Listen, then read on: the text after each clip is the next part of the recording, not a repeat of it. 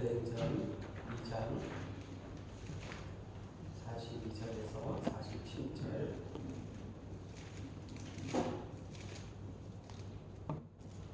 우리 그곳을로 선포하시겠습니다. 시작.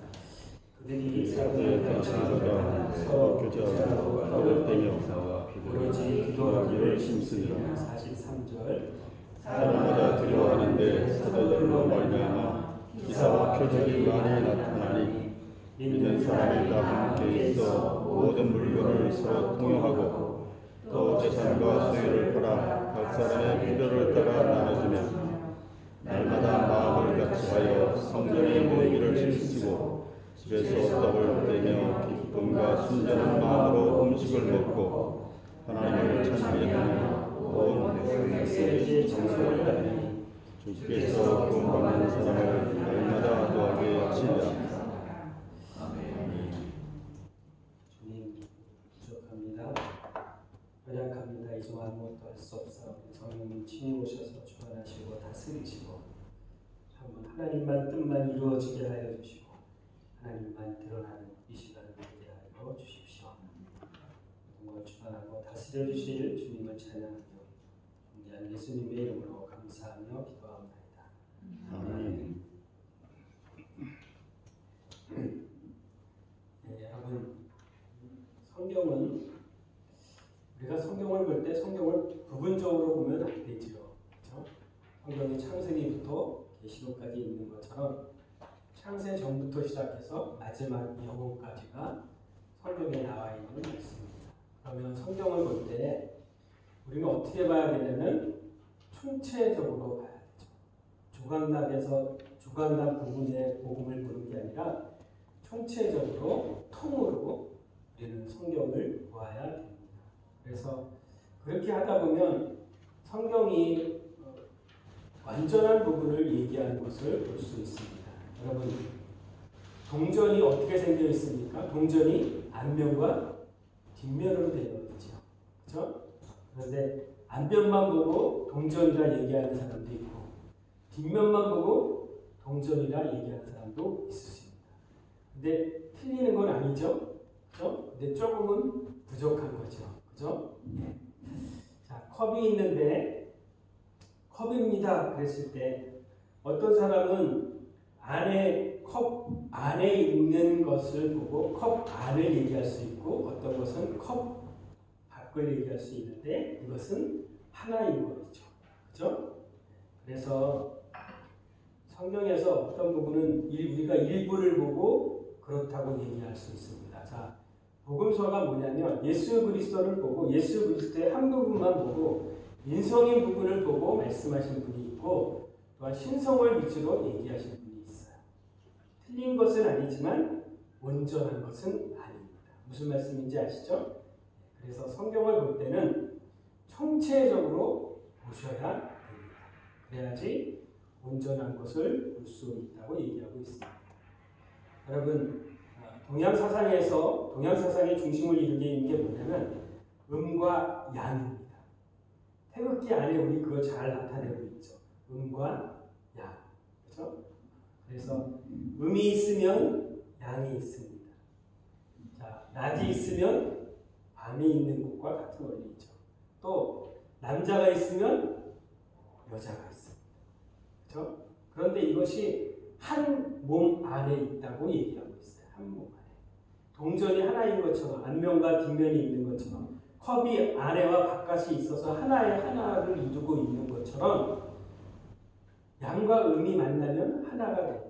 남자와 여자가 만나면 예배소는 뭐라고 그랬어요? 한 몸을 이룰 주님. 다른데 어떻게 양이 남자고 여자고 구별된데, 그죠? 그리고 하는 직임도 다르고 책임도 다른데 둘이 만나 하나가 되었다고 얘기하고 있는 거예요. 성경이 그걸 얘기하고 있는 거예요. 저번 주에 성령에 대해서 얘기했는데 성령의 외적인 은사에 대해서 얘기했죠. 능력에 대해서 얘기했죠. 외적인 것이었죠. 그리고 또 하나의 면은 어떤 면이 있다? 성령의 내적인 면이 있죠. 열매와 관계되어 있고 성품과 관련되어 있는 거. 그래서 한쪽 면만 강조한다고 그러면 어떤 면에서 부족한 면이죠. 온전하지 않죠. 그래서 우리는 어떻게 봐야 되냐? 성경 안에서 플러스와 마이너스, 남자와 여자, 성령의 내적인 것과 외적인 것이 온전히 연합 하나 되어 있을 때 그때 온전함이라고 얘기하는 것입니다. 그래서 온전한 복음이란 말이 그렇게 나오는 것입니다. 여러분, 남자와 여자가 만나면 어떻게 될까요? 남자 여자가 한 몸을 입으면 어떻게 될까요? 남자 여자가 한 몸을 입으면 어떻게 돼요? 애가 나오죠. 애가 나오죠. 생육하고 번성하고 그 다음에 뭐가 됩니까? 충만한 거예요. 충만한 거.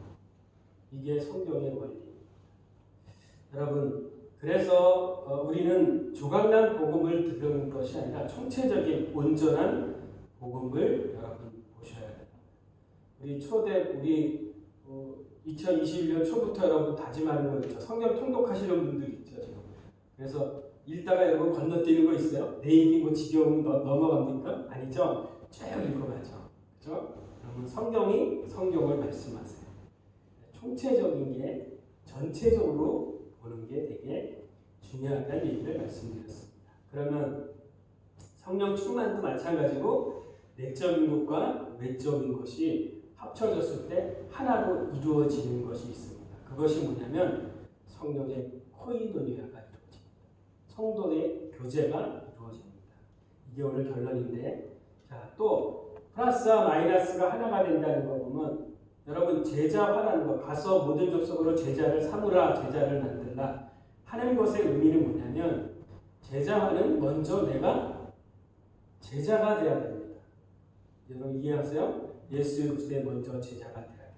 그래서 자기를 위하고 자기 십자가를 지고 가는 이 제자가 되고 나서 그것이 끝이 아니라 그것이 플러스라면, 그것이 마이너스라면 또 한편은 어떤 면이 있느냐? 제자를 삼는 데까지 가야 되는 것을 성경은 얘기하고 있습니다. 그리고 또한 여러분 사회의 문제에 요구하는 것에 있어서 미가서 6장 7절은 뭐라고 얘기하냐면 사람이 주께 선한 것이 무엇임을 내게 보이셨나니 여호와께서 내게 구하는 것은 한쪽 면이 오직 공의를 행하며 한쪽 면 공의와 또 한편 인자를 사랑하며 겸손하게 하나님과 함께 행하는 것이 아니냐. 여러분 공의도 있어야 되지만 사랑도 있어야 돼요. 하나님을 얘기할 때 여러분 어떻게 얘기합니까? 하나님 한 몸 안에서 두 가지의 성품을 나눈다면 한 면은 하나님의 공의에 대한 거죠. 그게 율법이죠. 또 한편은 하나님의 사랑이죠. 사랑. 그렇죠? 그래서 결국에는 사랑이 근거가 돼서 하나님의 공의를 사랑으로 이루신 것이 십자가입니다. 하나님의 사랑과 공의가 한 몸에서 이루어진 것이 십자가이죠. 그래서 십자가로 모든 것을 다 이루었다고 얘기하고 있습니다. 사회적 안에서도 사회가 요구하는 것은 공의를 행하는 것만을 요구하고 있죠. 긍휼과 사랑 행하기를 원하고요. 또한 그것에 하나님과 함께 동행하며 하나님으로 교제하며 그 일들을 이루어 가기를 성경은 얘기하고 있습니다. 여러분,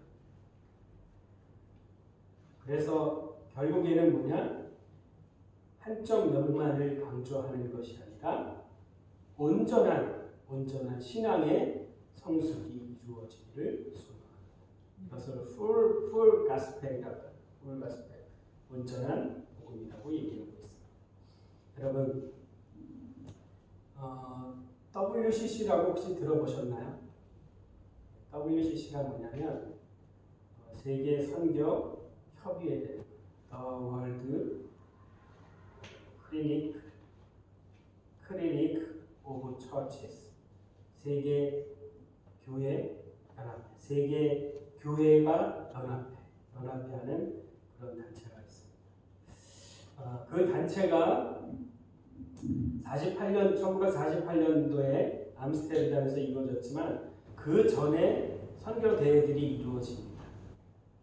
그래서 1910년도 에든버러부터 시작해서 쭉 이어져 오고, 그러는 과정 가운데 무엇을 보게 되냐면 교회들이 나누어지는 것을 보게 되었습니다. 어떻게? 교단과 바로 나누어지는 것을 봤습니다. 어떤 교단은 구원받는 조건이 하나는 방언이라고 얘기하고 어떤 거는 아니라고 얘기하고 왜 그런 거 하지 말라고 얘기하는 데 있고 그거 반드시 해야 되는 데 있고 교회들이 결국에 연합이 일어나지 않는 거예요. 내가 믿는 교단이 최고라고 생각하고 자기만 우리 교단만 이런 일들이 일어나기 시작하는 것입니다. 그래서 처음에 의도는 무슨 의도였었냐면 교회들이 연합했으면 좋겠다. 일치됐으면 좋겠다.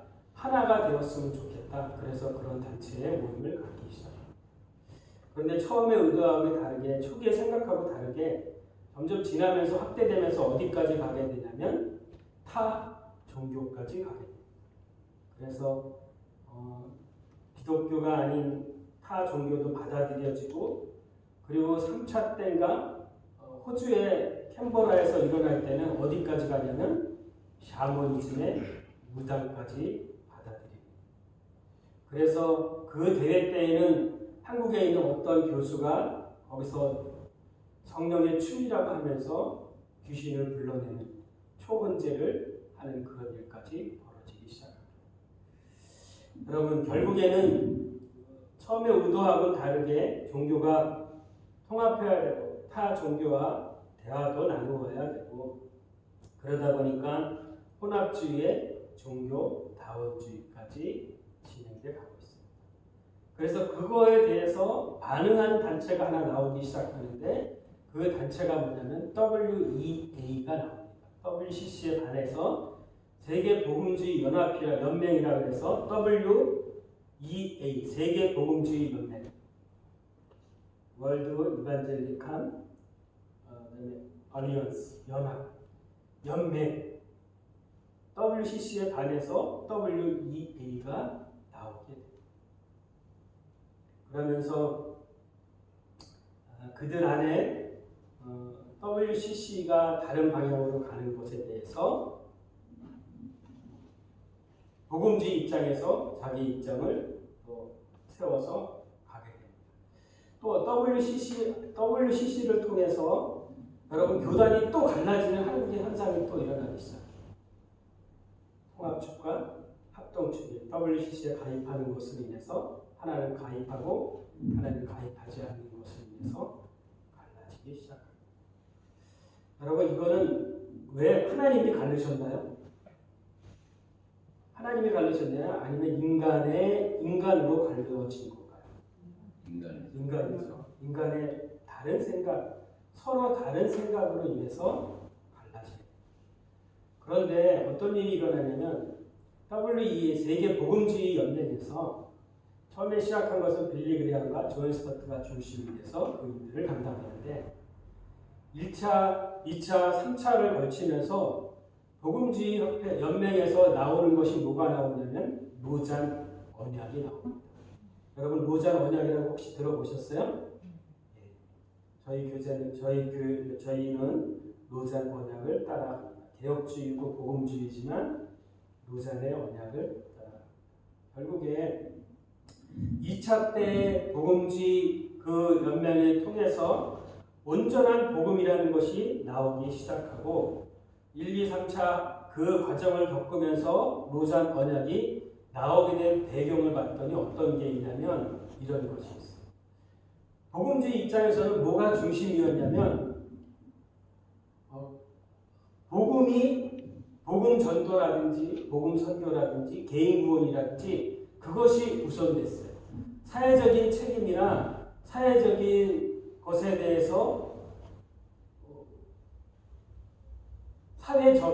대해서는 그렇게 관심이 있지 않았습니다. 그런데 어떤 일이 일어났냐면 존 스토트 있는 어느 날 중남미에 있는 복음주의 리더들이 스토트를 찾아왔어요. 그리고 그와 함께 어디를 방문하게 됐냐면 중남미를 방문하게 되었습니다.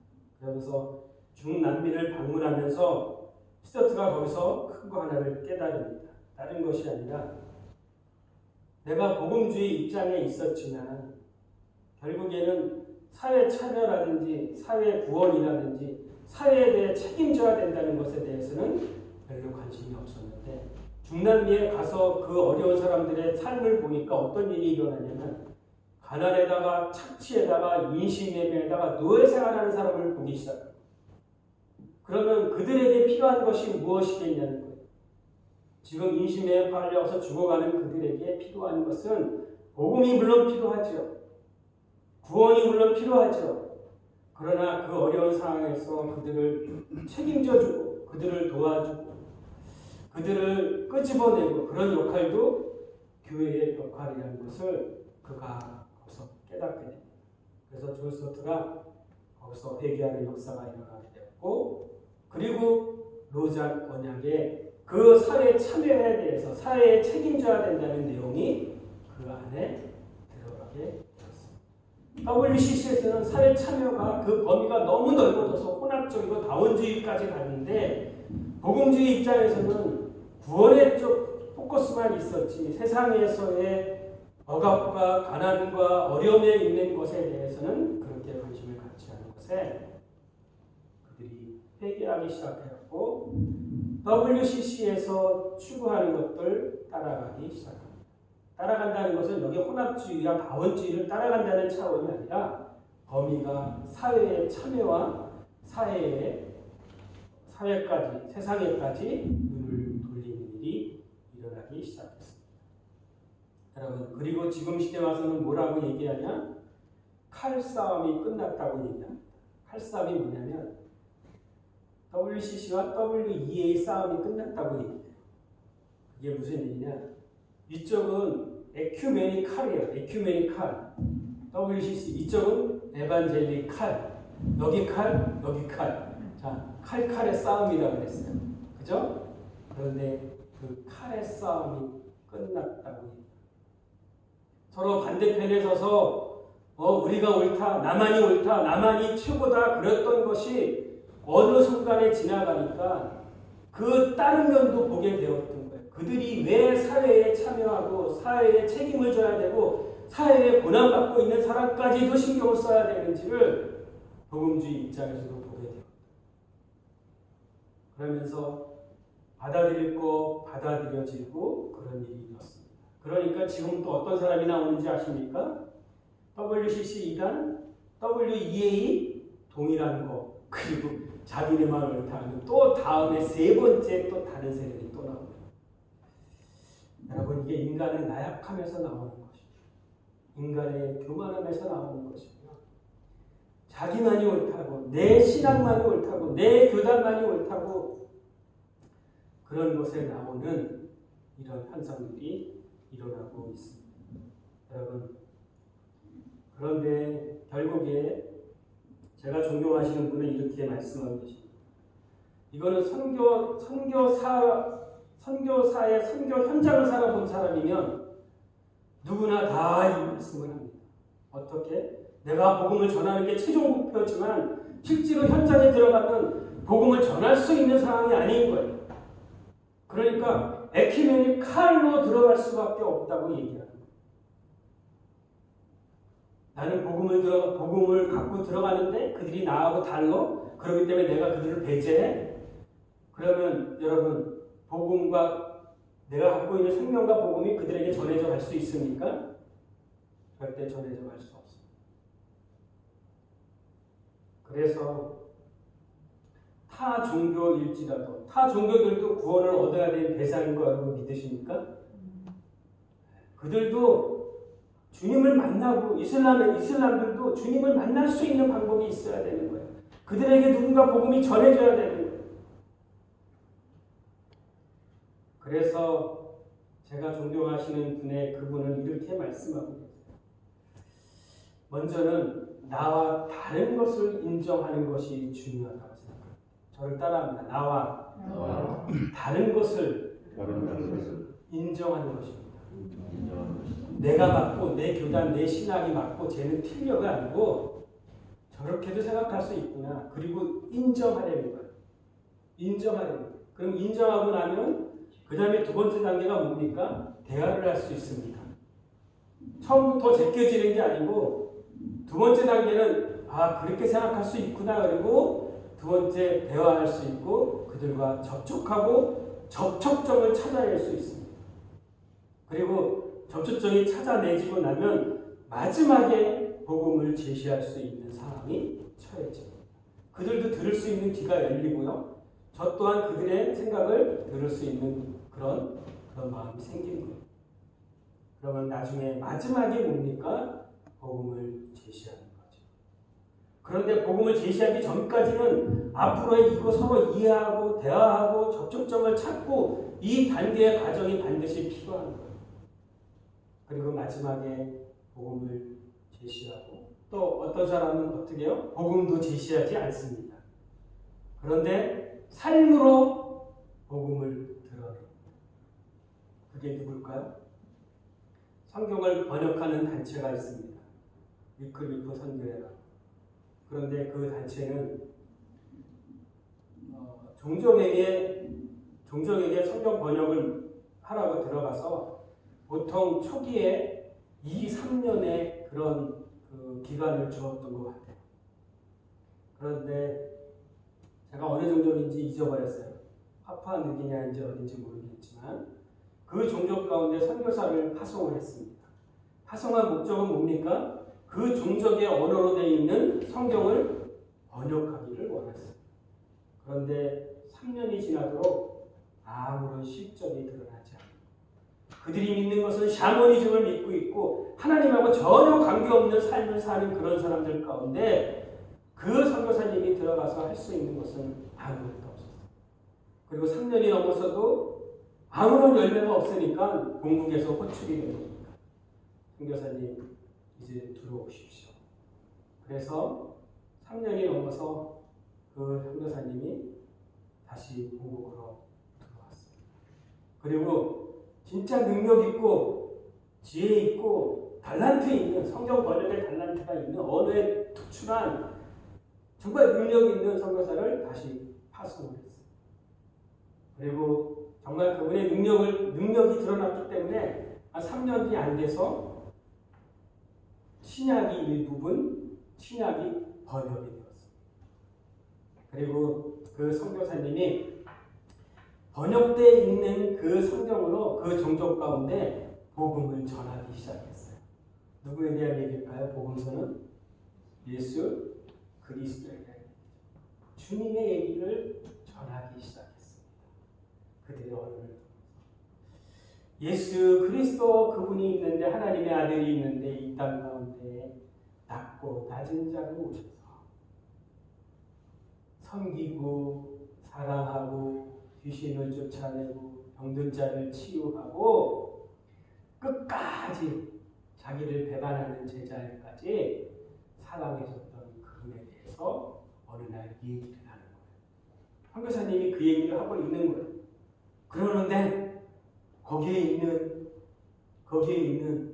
그 종족들이 뭐라 그러냐면 이렇게 하나같이 얘기하는 거예요. 뭐라고? 나 그 사람 알아. 나 그 사람 안 되는 거야. 아니 어떻게 예수님을 얘기하고 있는데 예수님이 육체로 그 종족 가운데 오지도 않았는데 어떻게 주님 그 예수 그리스도를 안다고 얘기해요? 그래서 선교사님이 물어봤어요. 아니 성경 여기서 얘기하는 이분을 네가 어떻게 만났냐? 그랬더니 그들이 얘기하는데 뭐라 그러는지 아십니까? 3년 전에 여기 왔던 그분이라고 해요. 여러분,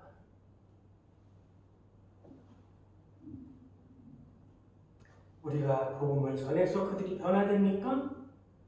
그거 아니에요.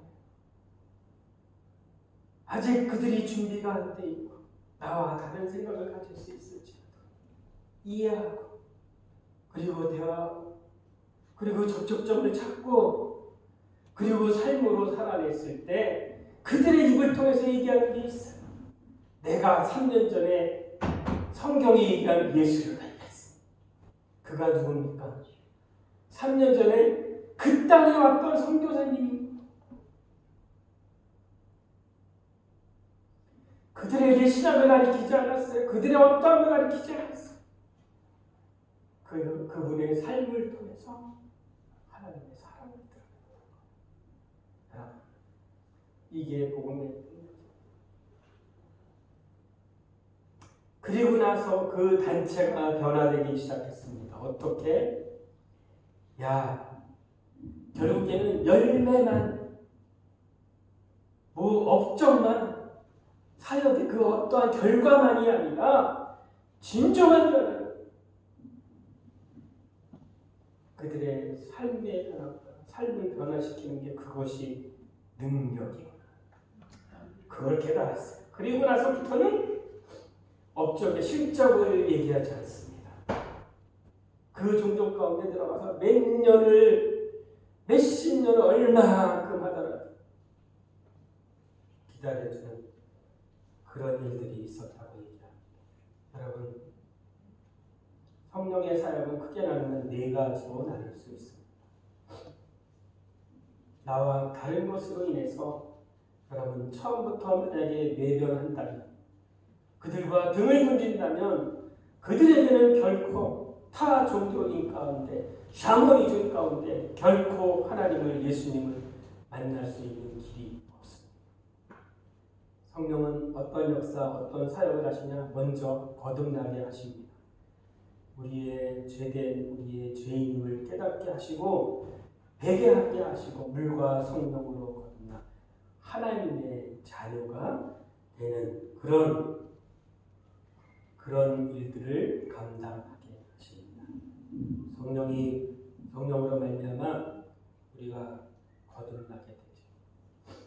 여러분, 그 다음에 또 어떤 사역을 하십니까? 거듭나고도 그 다음에 혼자 살아가는 것이 아니라 성화대에 가는 과정, 주님을 닮아가는 과정, 열매 맺어지는 과정, 삶으로 살아내는 그 과정까지 살아가게끔 성령이 또한 내주하셔서 도우시는 거예요. 우리를 인도하시는 것입니다. 우리의 성품의 변화를 또한 성화대에 가게 하는, 온전함에 이르게 하는, 예수의 그리스도의 장성한 분량까지 자라게 하시는 그분이 성령님이 우리 안에서 그 일을 감당하십니다. 여러분, 베드로가 어떤 자였습니까? 처음에 주님을 만날 때 어떠했어요? 바닷가에서 고기를 잡는 어부였습니다. 밤새 그물을 던졌어도 고기 하나 잡을 수 없는데 누군가 저기서 소리를 지르는 거예요. 뭐라고? 깊은 데 가서 그물을 던져라. 자기는 바다의 박사인데 누군지 모르지만 가서 던지라니까 가서 깊은 데 가서 그물을 던져서 그물을 올리니까 어떻게 해요? 그물이 찢어질 정도로 찢어졌다고 얘기합니다. 그래서 제일 처음 반응한 베드로의 반응이 무엇입니까? 성령의 처음에 역사하시는 것과 똑같은 거죠. 주님을 깨닫게 하십니다. 뭐라고 말씀하세요? 주님에 대해 아무 얘기하지 않았는데 주님을 만나고 그가 반응한 것은 누가 보면 뭐라고 해요?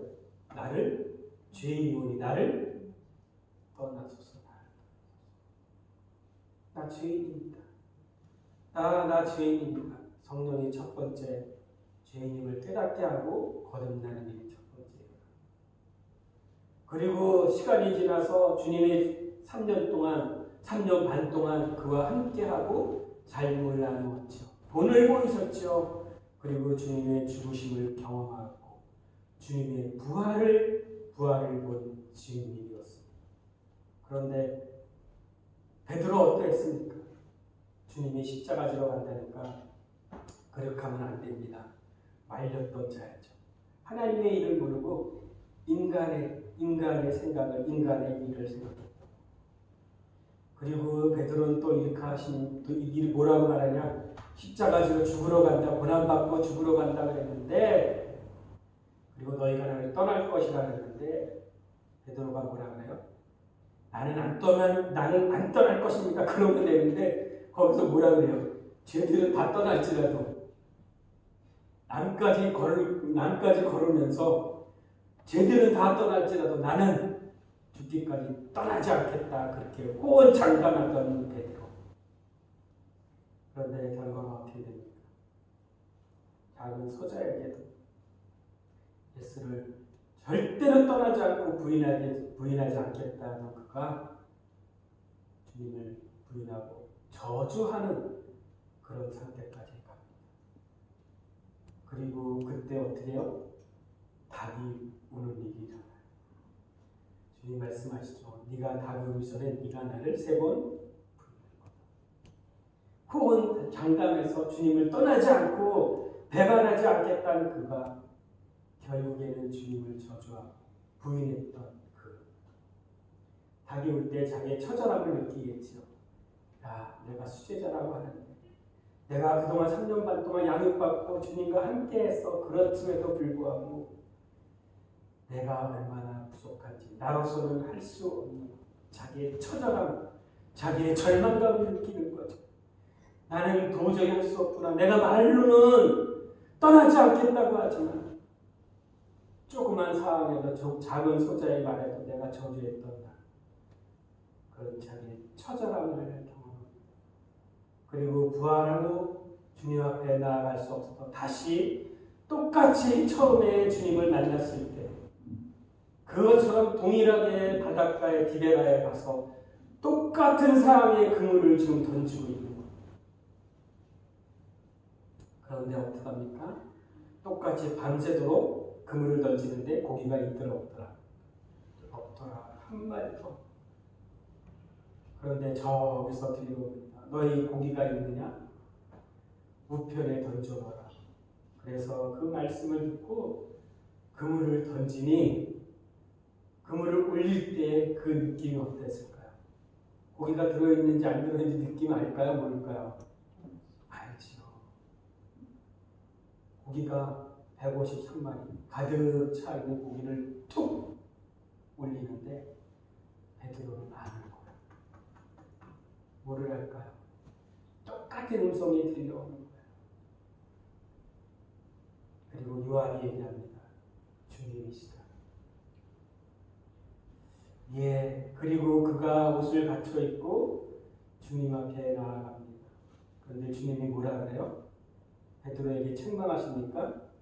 너 왜 나 배반한다고 배반하지 않는다고 배반했니? 그리고 책망했어요? 책망하지 않았어요.